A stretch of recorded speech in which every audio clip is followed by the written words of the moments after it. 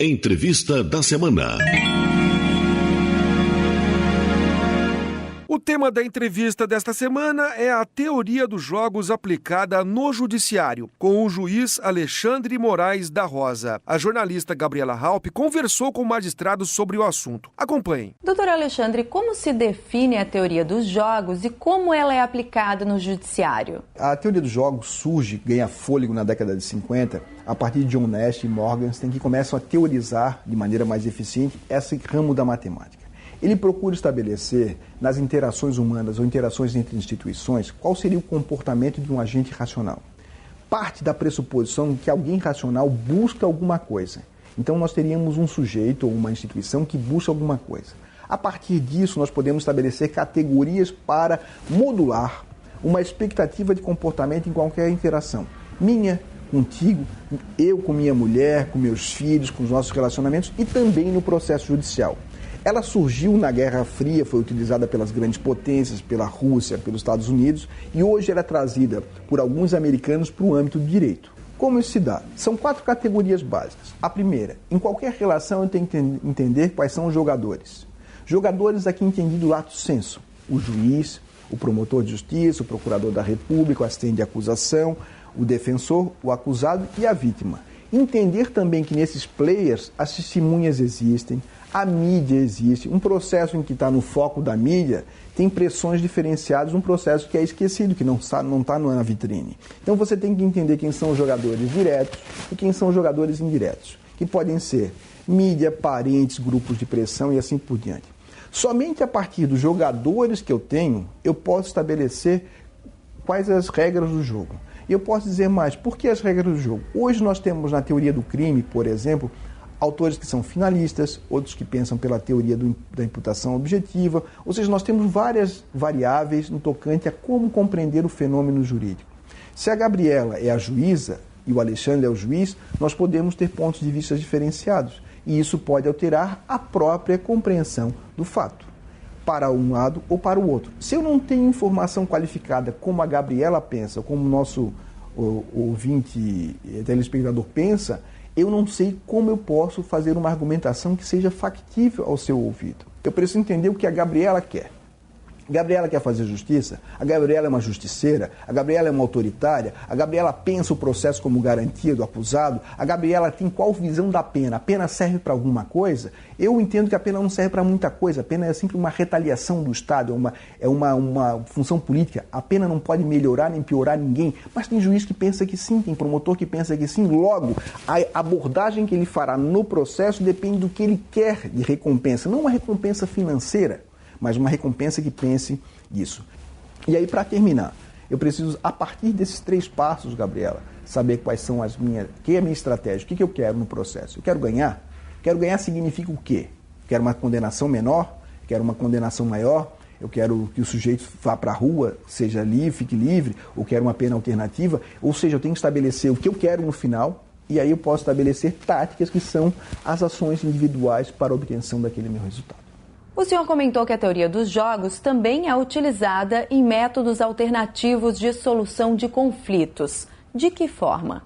O CNJ tem um módulo na formação dos mediadores e conciliadores que estipula a categoria dos jogos, para que nós possamos, a partir dessas 4 categorias que eu indiquei anteriormente, estabelecer que em qualquer conciliação judicial ou num procedimento de mediação de justiça restaurativa, nós temos que entender o que as pessoas querem. O direito tem uma resposta pronta antes do problema. Os juízes têm as suas respostas prontas. A mediação e a conciliação que não consegue ter um ouvido capaz de estabelecer o que a pessoa quer, ela é irrelevante do ponto de vista da eficiência da sua atuação.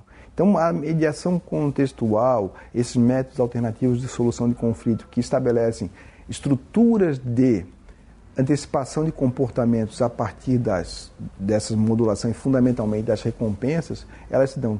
Sabes assim, o nosso telespectador, todos nós, temos aquelas pessoas que nós temos às vezes uma pequena rusga, que o motivo racional, ele é irrelevante, mas aquilo tem uma carga emocional porque há 12 anos, quando eu estava no colégio, tu me olhaste com cara feia ou alguma coisa aconteceu no passado. Se eu não tenho capacidade de entender que, embora eu tenha uma fotografia do conflito, ele tem que ser ampliado para buscar causas outras, personagens outros que intervêm, eu não tenho êxito na abordagem. Daí que a possibilidade de ampliar, estruturar o conflito a partir de categorias que lhes dão a possibilidade de investigar por outros caminhos para além da fotografia do conflito é uma das possibilidades de êxito dos métodos alternativos de conflito. Cada caso é um caso, o dia é um caso. A capacidade do terceiro que vem como mediador de entender as dinâmicas é fundamental. Hoje em dia, se eu vou para uma sessão de mediação e a pessoa passou mal a noite inteira, está com gripe, a abordagem está com dor de dente, não tem capacidade de fazer acordos. Então eu tenho que entender que pessoas com fome, pessoas com raiva, pessoas com ódio, elas não têm a capacidade, muitas vezes, de tomar decisões racionais. Ter a sensibilidade de protrair no tempo, adiar por uma semana, é uma possibilidade humana. Entender essas dinâmicas que são sempre voláteis é um mecanismo. O senhor escreveu um livro sobre a aplicação da teoria dos jogos em processos penais. Quais as outras áreas do direito que utilizam esse método? O que eu trouxe de novidade, por assim dizer, foi aplicar a teoria dos jogos ao processo penal brasileiro. Essa foi a minha expectativa de atuação. Nós já temos outros professores no Brasil que trabalham a teoria dos jogos aplicada à recuperação judicial, ao direito comercial, no processo civil, no processo trabalhista, nas investigações criminais operadas pelo Ministério Público, pelo delegado de polícia.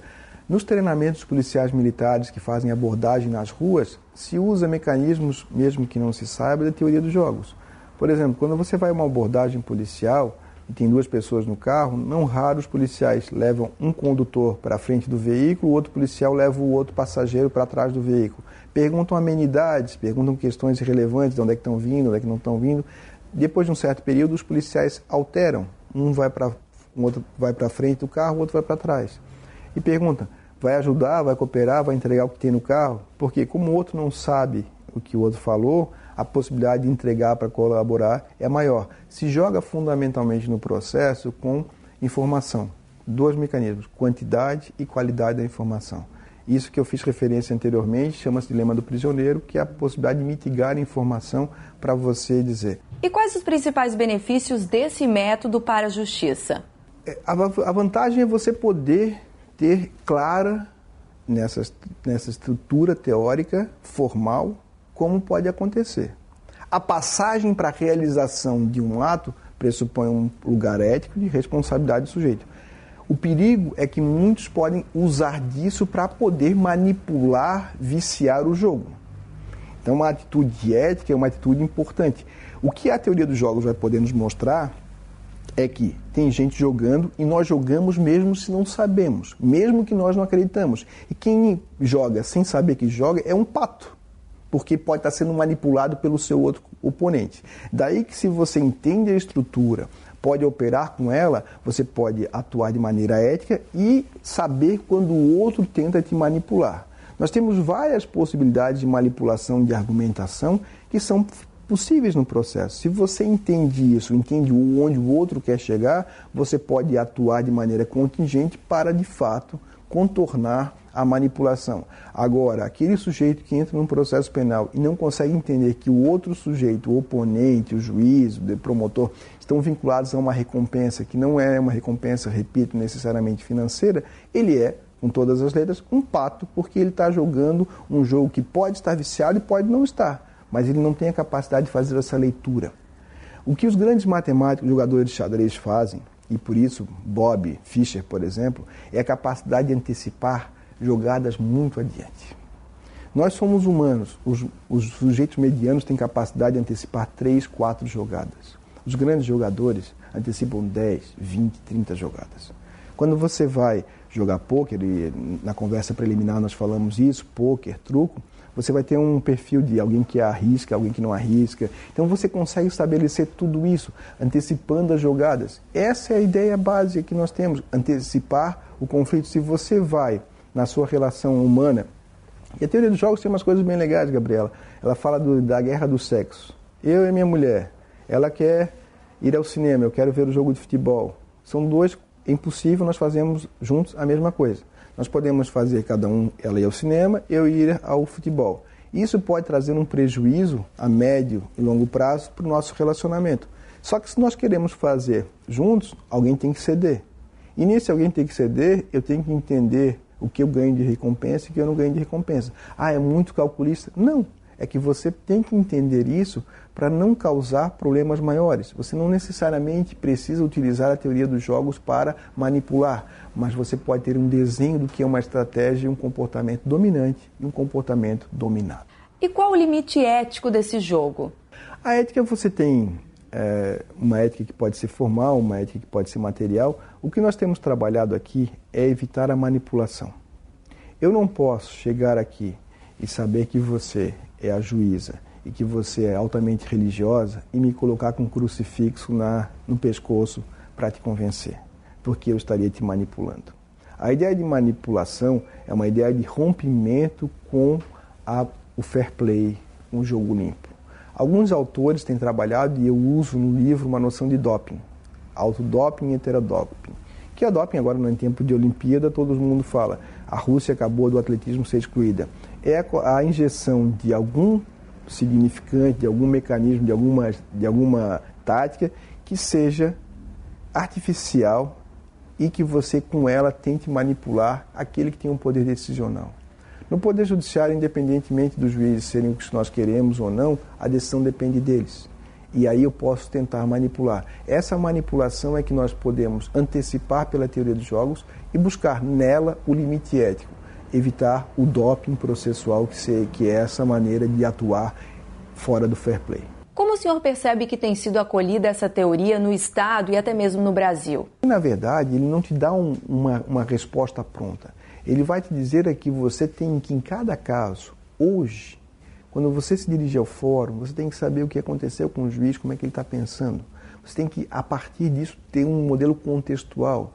Ele te dá uma opção para poder entender a dinâmica e você chegue numa audiência e possa saber quais são as expectativas de comportamento. Nós temos na teoria dos jogos uma coisa que é assim, eu vou fazer uma audiência com o juiz de Cuiabá, eu sou um advogado de Florianópolis, eu não tenho expectativa de voltar a ter um processo lá. Então a minha atuação pode ser uma atuação mais ríspida, mais agressiva, mais contundente.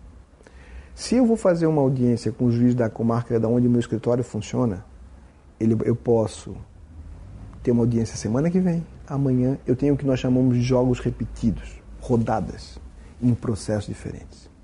E uma altercação, uma briga, hoje, pode ter repercussões no futuro. Para finalizar, eu gostaria que o senhor comentasse sobre a aplicação da teoria dos jogos nos julgamentos colegiados, nos tribunais pelo país. Nos julgamentos colegiados, o que nós vamos mostrar é que existem umas perspectivas de acompanhamento. Eu te acompanho para tu me acompanhares, então as recompensas dos julgadores em segundo grau, elas são diferenciadas porque eles precisam conviver semanalmente em relação aos seus jogos. Então a psicologia cognitiva e outros jogos mostram que a tomada de decisão em grupo é uma tomada de decisão muitas vezes pela possibilidade de convivência. A recompensa de uma convivência sadia, sem belicosidade, é uma das possibilidades. Isso faz com que nós tenhamos também um diálogo com outros saberes, Gabriela. Mais uma coisa, quando eu cheguei nessa sala, quem está assistindo na televisão me olhou e gostou ou não gostou de mim. E não sabe por quê, às vezes. Isso acontece todos os dias. Quando você vai, da maneira como você se veste, da maneira como você se comporta, isso nós temos efeituá-lo.